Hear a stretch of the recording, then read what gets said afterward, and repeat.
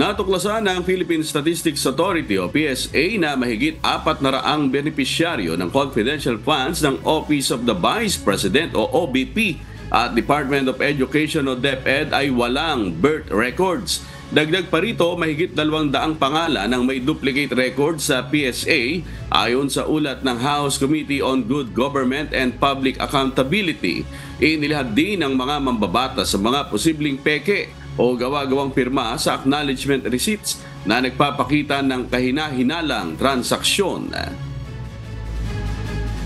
Tayo po ay sumulat upang isumite ang 677 pang pangalan na nakalagay sa acknowledgement receipt ng DepEd kung saan tayo po ay binigyan ng tugon ng Philippine Statistics Office dated December 8, 2024 at dito kanila pong sinasabi na out of 677 individuals, 405 ay walang